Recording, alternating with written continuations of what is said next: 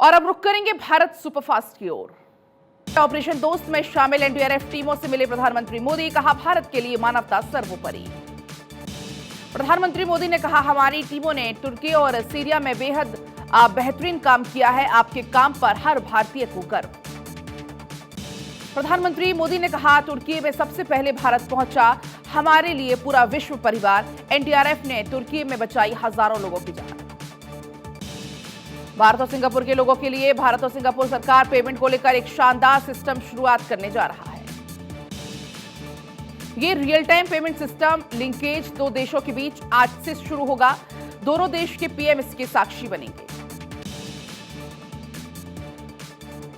भारत के प्रधानमंत्री नरेंद्र मोदी और सिंगापुर में प्रधानमंत्री ली सीन लूंग कार्यक्रम के दौरान रहेंगे मौजूद। भारत की ओर से यूपीआई और सिंगापुर की ओर से पेलाऊ ने मिलकर इस योजना पर काम किया है। इस सिस्टम के जरिए तेजी से पैसे के ट्रांसफर होना संभव हो पाएगा और ये कम खर्चीला भी होगा।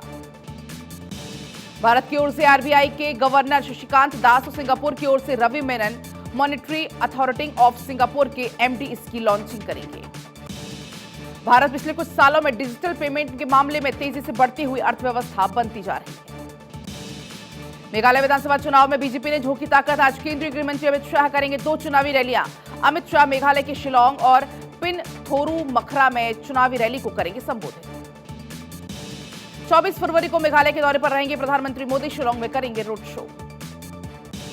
मेघालय विधानसभा की 60 सीटों पर 27 फरवरी को होंगे चुनाव। बीजेपी इस बार सभी 60 सीटों पर चुनाव लड़ रही है। कर्नाटक दौरे पर जेपी नड्डा ने कांग्रेस पर किया तीखा हमला। चुनावी सभा में कहा भ्रष्टाचार और कुशासन है कांग्रेस की खूबी। उद्धव गुट की सुप्रीम कोर्ट में याचिका। चुनाव आयोग के फैसले को दी चुनौती। सुप्रीम कोर्ट की संविधान पीठ में सुनवाई आज करेगा। 5 जजों की संविधान पीठ सुनवाई करेगी। याचिका में कहा गया कि चुनाव आयोग की भूमिका निष्पक्ष नहीं। चुनाव आयोग ने मामले को संवैधानिक पैमाने पर नहीं जांचा। उद्धव गुट ने इलेक्शन कमीशन के फैसले पर रोक लगाने की मांग की।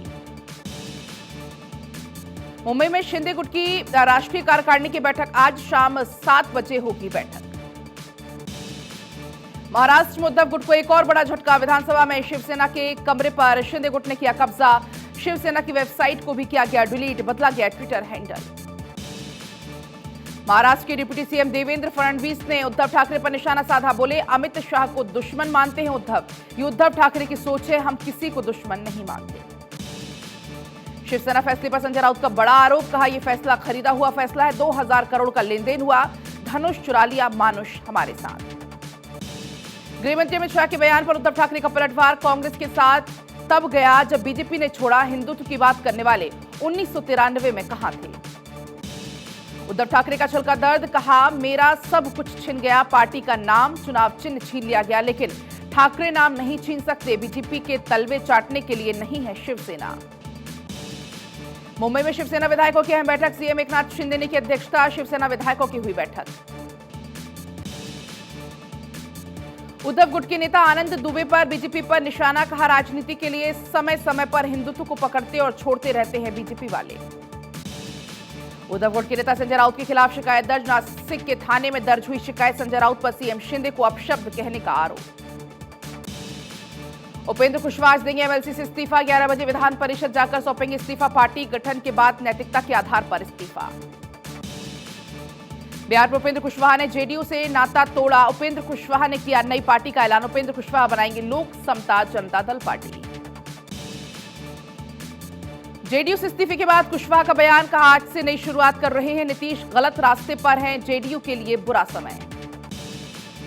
बिहार में 28 फरवरी से यात्रा करेंगे उपेंद्र कुशवाहा। जनता के बीच जाकर बढ़ाएंगे जेडीयू की टेंशन। चारधाम की यात्रा के लिए आज से ऑनलाइन रजिस्ट्रेशन। 22 अप्रैल से शुरू होगी चारधाम यात्रा। 25 अप्रैल को केदारनाथ और 27 अप्रैल को खुलेंगे बद्रीनाथ के कपाट। बरेली के मौलाना शहाबुद्दीन रजवी का बेतुका बयान। कहा स्वरा फहाद की शादी गैर इस्लामी, दोनों का संबंध रेप की कैटेगरी में। छत्तीसगढ़ में 14 जगहों पर ईडी की छापेमारी। कांग्रेस नेताओं के ठिकानों पर छापेमारी। मनी लॉन्ड्रिंग और खनन के मामले में ईडी की रेड। छत्तीसगढ़ में कांग्रेस नेताओं के ठिकाने पर छापेमारी को लेकर सियासत तेज। सीएम भूपेश बघेल ने बीजेपी पर साधा निशाना। कहा हमें रोककर हमारे हौसले नहीं तोड़े जा सकते। छत्तीसगढ़ के सीएम ने ईडी की कार्रवाई को लेकर प्रेस कॉन्फ्रेंस करके बीजेपी पर साधा निशाना। सीएम भूपेश बघेल ने ईडी की कार्रवाई को बीजेपी की हताशा बताया।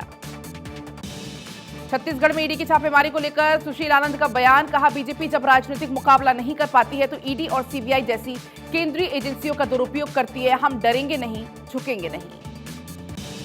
रायपुर में ईडी की कार्रवाई पर बीजेपी प्रदेश अध्यक्ष अरुण साव का भूपेश सरकार पर निशाना। कहा, गरीबों की खून पसीने की कमाई को लूटा जा रहा है। सीएम भूपेश लुटेरों की साख में खड़े हैं।